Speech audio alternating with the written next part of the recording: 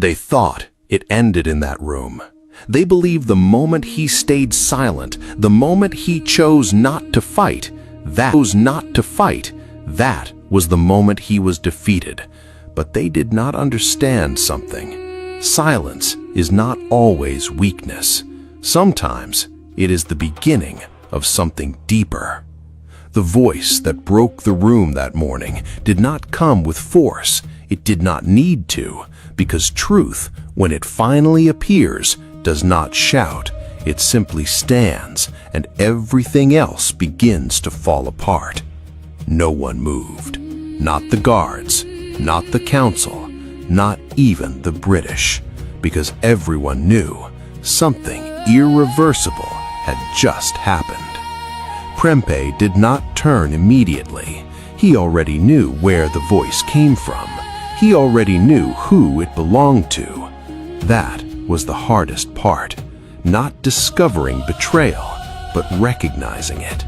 Slowly, he turned, and when his eyes met the man's face, there was no anger, no sudden reaction, just something far heavier: understanding. The kind that comes when a truth has been forming for a long time. The man stepped forward. His shoulders were not straight. His voice did not carry strength, because even betrayal knows when it has been exposed. The room tightened, like the air itself had become heavy. The British did not interrupt. They did not need to. This was the moment they had been building toward. Not through war, not through power, but through fracture. Prempeh watched him, not as a king looking at a traitor, but as a man looking at someone he once trusted. And that is what made it deeper. Because betrayal from an enemy is expected, but betrayal from someone close, that changes everything. Still, he did not react, because he understood something. Once trust is broken, there is nothing anger can repair. The words still hung in the air: surrender. And now it carried a different weight, because this was no longer just about the British. It was about what had already been lost. Prempeh looked around slowly. Faces that once felt solid, now uncertain. Eyes that once held confidence, now filled with questions. And in that moment, he understood something very clearly. The battle had already been decided. Not outside, but inside. He could fight, yes. He could resist, yes. But what would he be defending? A kingdom already fractured? A trust already broken? More blood, more loss, more suffering? For what? Pride? A real leader knows the difference between standing for power and standing for people. He stood up fully, slowly, deliberately, not rushed, not shaken, and when he spoke, it was not loud, but it was final. The kind of final that does not need to repeat itself. The British exchanged glances, because this was not the victory they imagined. There was no resistance, no dramatic fall, no chaos, just a decision. And somehow, that made it even more powerful. Prempeh did not beg. He did not argue. He did not try to change what had already been set in motion, because he understood something deeper. Sometimes, the strongest move is not to fight, but to choose what survives. And what he chose was his people. The palace changed that same day, not in structure, but in feeling. Something invisible had been removed. The center, the presence, the king. The people watched, not with noise, not with protest, but with something quieter: pain. Because loss does not always shout. Sometimes it sits silently and stays. He walked out with dignity, step by step, not as someone dragged, but as someone who had already accepted what was coming. And that is what made it difficult to understand, because they expected a broken man, but what they saw was someone still standing. The journey away from his land was long, long enough for silence to grow, long enough for thoughts to deepen, because when everything is taken away, what remains is who you really are. And Prempeh remained, calm, observing, but inside, something had changed.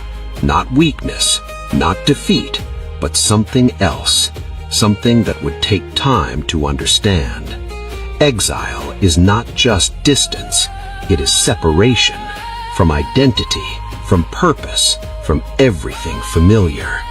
Days became slow, too slow, because when you are no longer moving towards something, time begins to stretch. Prempeh did not complain. He did not ask questions. He observed, because even in exile, he was still learning. He watched how they moved, how they spoke, how they handled power, and he understood something many people never realize. Power does not always belong to those who hold it.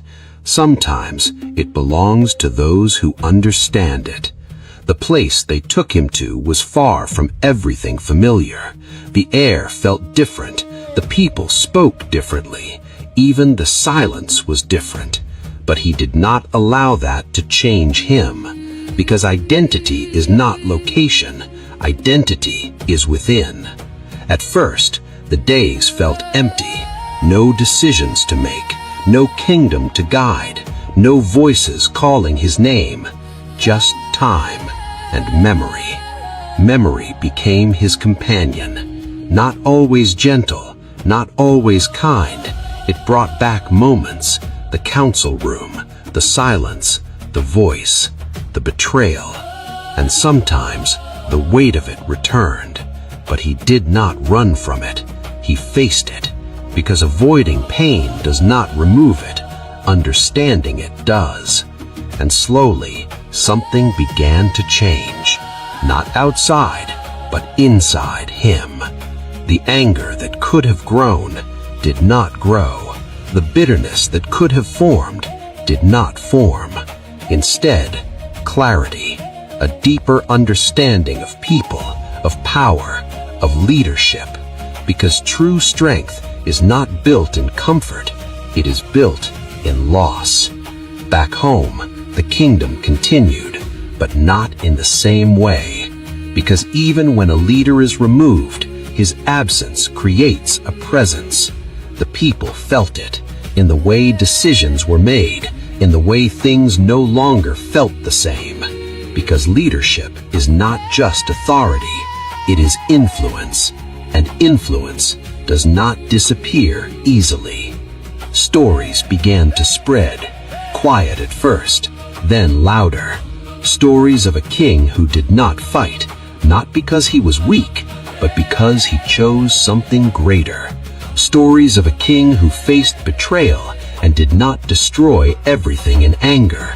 Stories of a king who remained calm even when everything was taken from him. And those stories began to grow, because people are drawn to strength, especially the kind that does not shout. The British noticed it too. At first, they ignored it, because they believed distance would weaken his memory. But something unexpected happened. The further he was taken, the stronger his story became. Because what people remember is not always what they see, it is what they feel. And what they felt was not defeat, it was endurance. Years passed, and still he remained the same. Not broken, not lost, but steady. Because strength is not proven in moments of power, it is proven in moments of loss. And Prempeh had not lost himself. That was the one thing no one could take from him. And that is what made him dangerous, even without a throne. Because a man who cannot be broken cannot be controlled. And slowly, the people who once believed they had ended his story began to realize something.